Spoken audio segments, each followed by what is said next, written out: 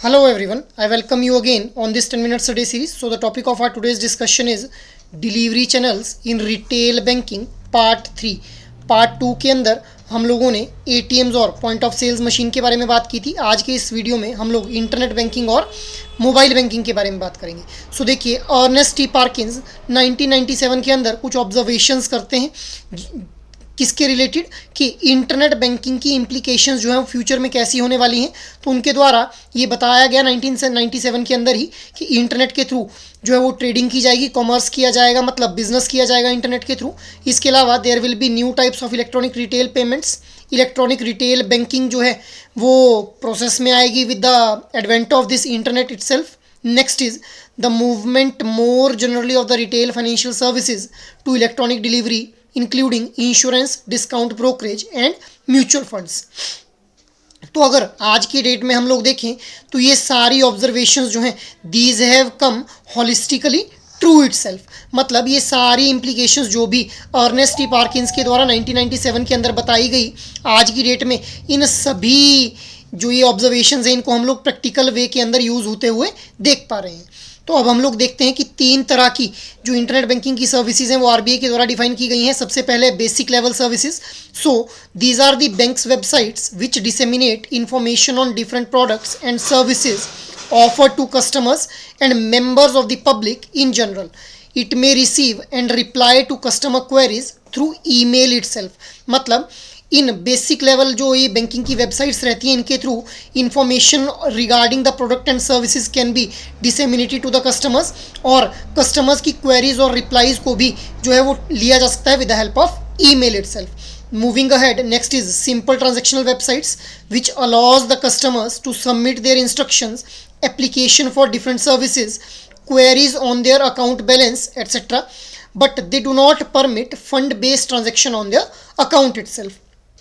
सो ये जो simple transactional websites हैं इनके थ्रू किसी भी तरह की फंड बेस्ड ट्रांजेक्शन जो हैं वो अलाउ नहीं की जाती हैं, but customers can submit their queries with respect to their account balance, और किसी भी प्रोडक्ट और सर्विस के रिगार्डिंग वो एप्लीकेशन को भी सबमिट कर सकते हैं. मूविंग अहेड, नेक्स्ट हम बात करते हैं फुली ट्रांजेक्शनल वेबसाइट्स के बारे में that allows the customers to operate on their account for the transfer of funds, payment of different bills, subscribing to other products of the bank and to transact purchase and sale of securities. मतलब ये जो fully transactional websites हैं इनका use हम लोग जो हैं वो फंड्स को ट्रांसफ़र करने के लिए, बिल्स, यूटिलिटी बिल्स को पे करने के लिए, और इसके अलावा सिक्योरिटीज़ वगैरह के सेल और परचेज करने के लिए भी किया जा सकता है.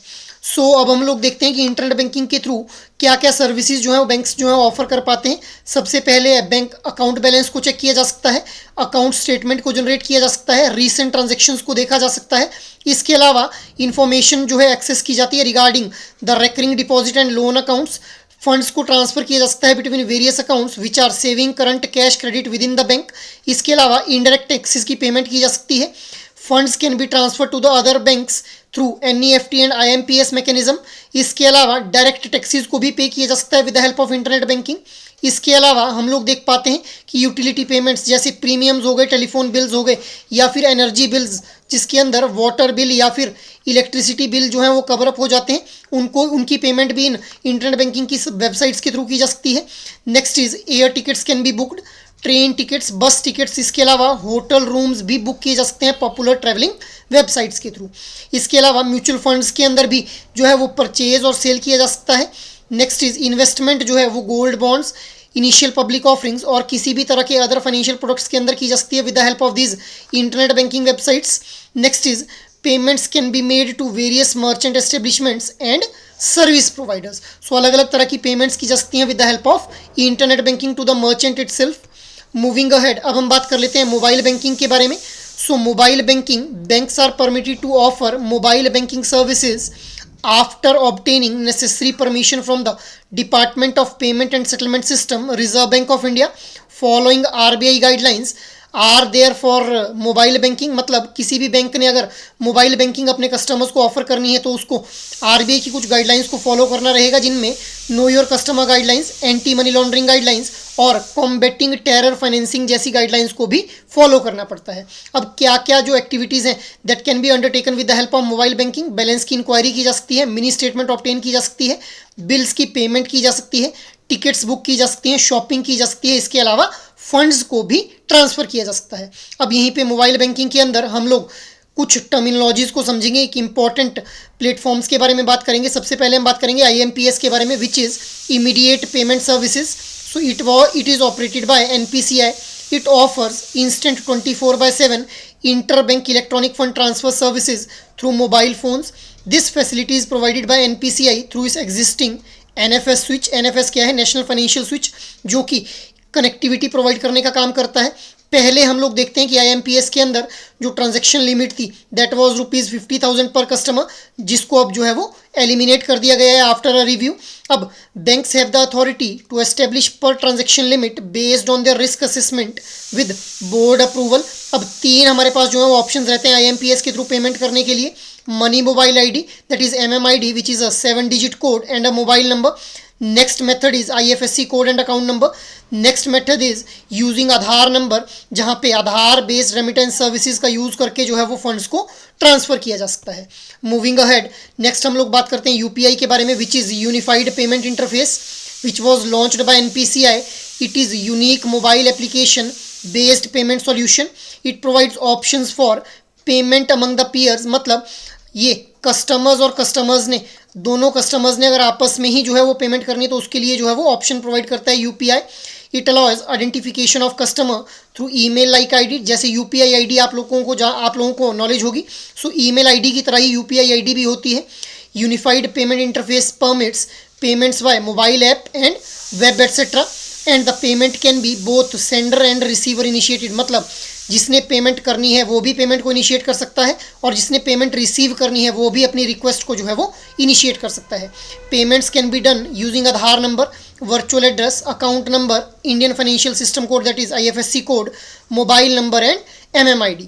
और अगर इस UPI की बात की जाए तो यहाँ पे हम लोग 1 क्लिक 2 फैक्टर ऑथेंटिकेशन का यूज़ करते हैं, बायोमेट्रिक ऑथेंटिकेशन का यूज़ किया जाता है, जिससे कि जो भी यूज़र्स के क्रेडेंशियल्स हैं उनको सिक्योरली जो है वो कैप्चर किया जा सके.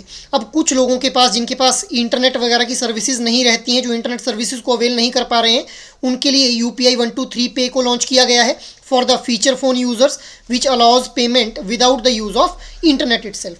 इसी तरह से एक और हमारे पास रहता है Bharat interface for money, which is an app that enables simple, easy and quick payment using UPI itself. तो हम लोग भारत इंटरफेस फॉर मनी के बारे में भी बात कर लेते हैं. So it is a UPI based payment app for quick transaction in India.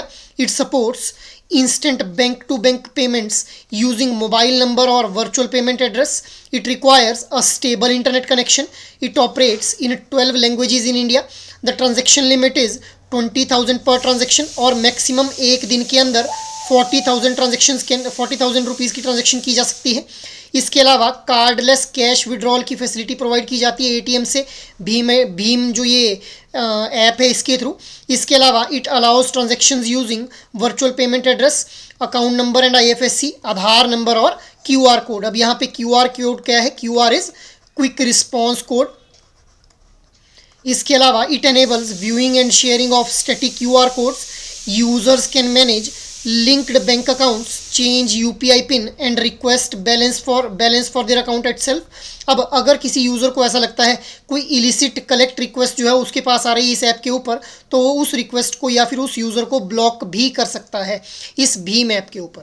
So now try to answer out this question in your comment box. Which of the following is not correct regarding UPI? First option is it was launched by NPCI. Payments can be sender and receiver initiated. Payments can be done using Aadhaar number, virtual address, but not account number. Bheem uses UPI for enabling transaction. So what should be the right answer for this question? Try to answer out in your comment box. अब last session में मैंने आप लोगों से question पूछा था, which of the following is not correct regarding ATM transactions in the event of failed ATM transaction as per RBI guidelines. So the right answer for this question will be option B, क्योंकि यहाँ पे जो recrediting का time period रहता है that is T plus 5 days itself. So that is all for today's discussion. I hope ये session आप लोगों को अच्छा लगा हो. अगर आप लोगों की कोई भी क्वेरी है तो आप हम लोगों को मेल कर सकते हैं hello@edutab.co.in के ऊपर. जय हिंद.